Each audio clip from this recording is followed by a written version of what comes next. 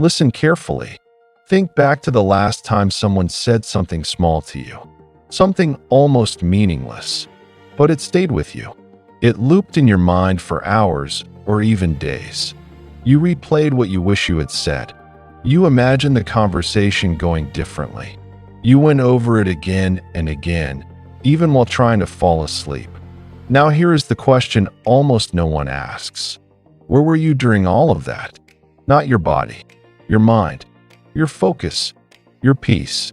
It was gone, handed over completely to someone who likely forgot what they said 5 minutes later. That is not just a bad day. That is a pattern. And if you have never seen it for what it has been quietly running your life. What I am about to share is not motivation. It is not a list of quick tips. It is not feel-good advice you will forget by tomorrow. This is a complete psychological and philosophical system built on over 2,000 years of Stoic thinking. It will change how you move through the world. By the end, you will understand why the most powerful people in history, emperors, generals, philosophers, leaders, all shared one trait most people miss. They knew when not to speak. They knew when not to react. They knew that silence, real, intentional, chosen silence, is not emptiness. It is architecture. It is the structure that holds everything else together. Here is what may feel uncomfortable. As we go through this, you will see yourself in almost everything I describe. The patterns, the reactions, the exhaustion from constantly responding to a world that does not deserve all of you. That recognition, do not run from it. That is exactly where change begins. Stay with me. This will take everything and give you back far more. Law 1. Your reaction is not just a reaction. It is your surrender. There is a massive difference between a reaction and a response. A reaction is automatic. It happens before you decide anything. It is the flinch, the sharp reply, the late-night defensive text, the need to correct someone in front of others, the excuse that spills out before you finish thinking. Reactions are fast, emotional, and almost always costly. A response is chosen. It is deliberate. It comes from awareness, not impulse. And sometimes the most powerful response is no response at all. Marcus Aurelius, Emperor of Rome, wrote privately that his greatest daily battle was not with enemies or political threats. It was mastering his own urge to react. A man commanding armies, whose word was law, fought hardest against the impulse to respond before he was ready, because he understood that the moment you react, you show your hand. You reveal what moves you. And once someone knows that, they have leverage over you. Think of people in your life who seem untouchable, not cold, but when someone tries to provoke them, they do not take the bait. They do not get flustered. They do not raise their voice.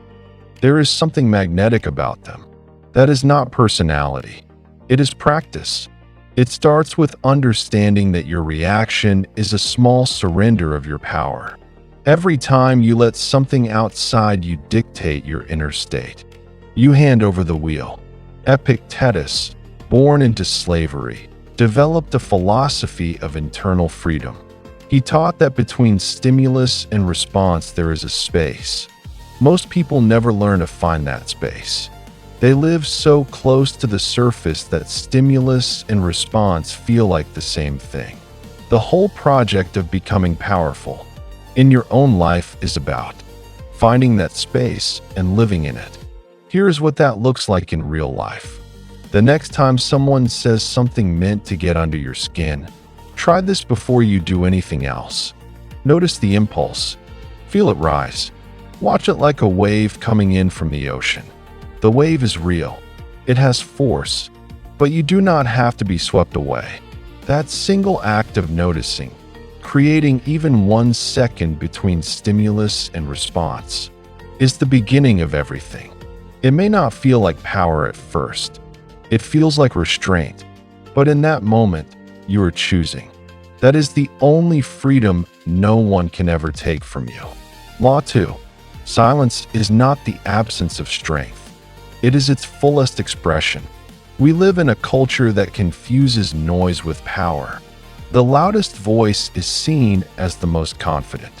The fastest reply is seen as the sharpest mind. But watch what happens to those people over time. They become predictable. People learn which buttons to press.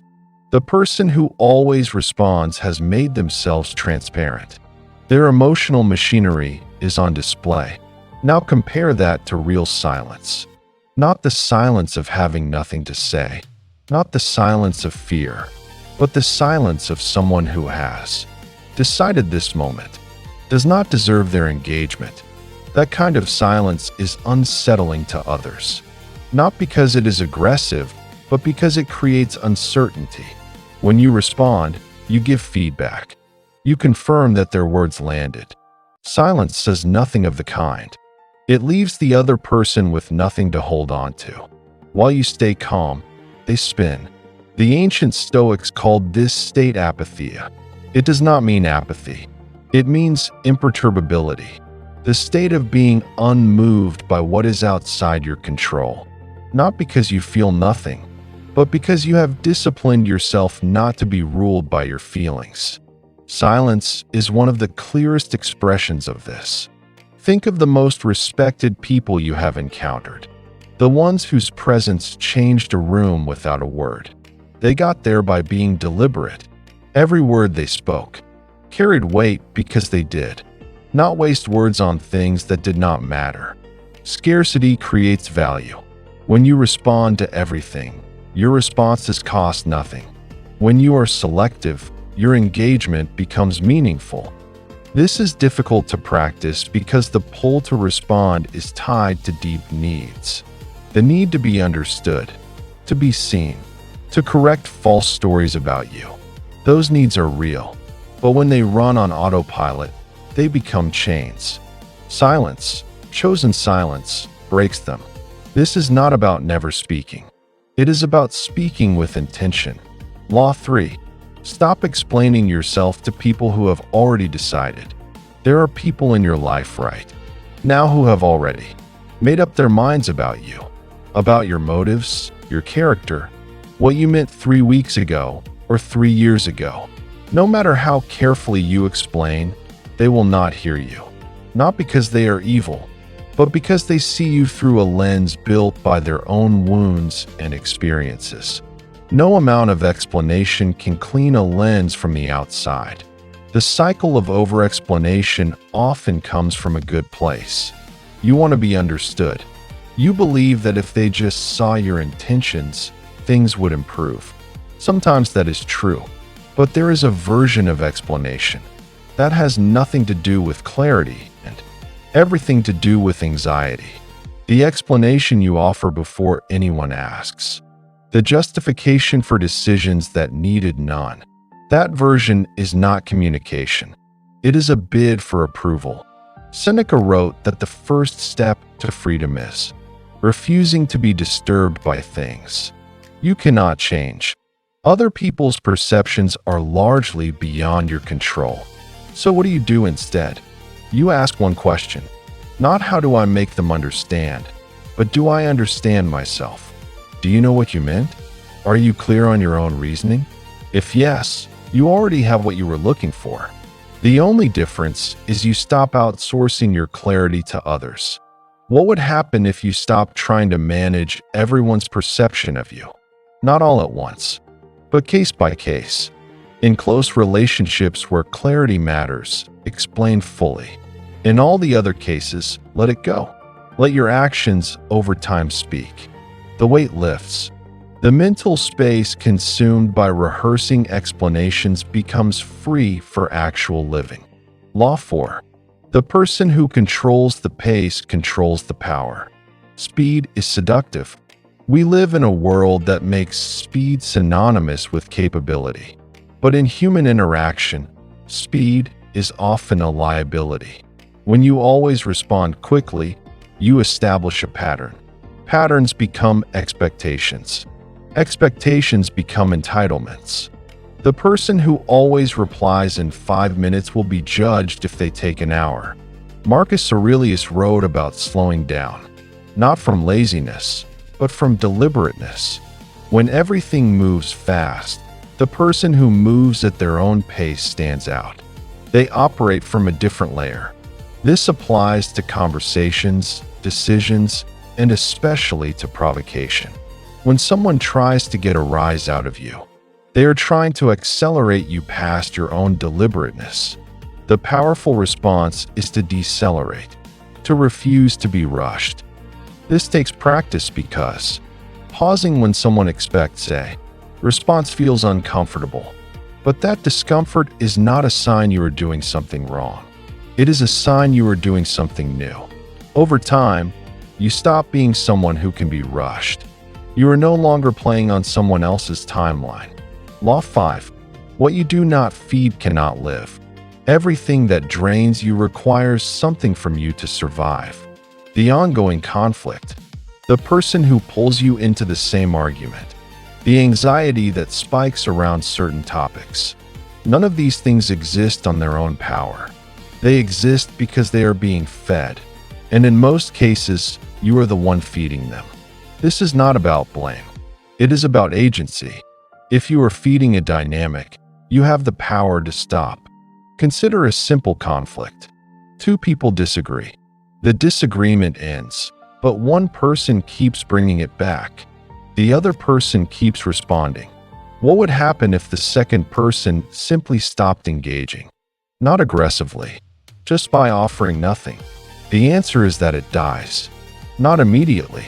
There will likely be escalation first. But without fuel, the fire goes out. Apply this to your inner life. What conversations are you having internally that serve no purpose, except to keep something painful alive? Every time you replay an injustice, you provide fresh sustenance. The Stoics were not for repression. They were for perspective. The deliberate practice of choosing where to place your attention. Identify one thing you have been keeping alive through continued engagement and choose to stop feeding it. You will find it is far smaller without your attention than it seemed with it. Law 6. Your standard sets your atmosphere. Raise it quietly. There is a loud version of personal growth that announces itself. And then there is the Stoic version. It happens through decisions, not declarations. Through behavior, not broadcasts.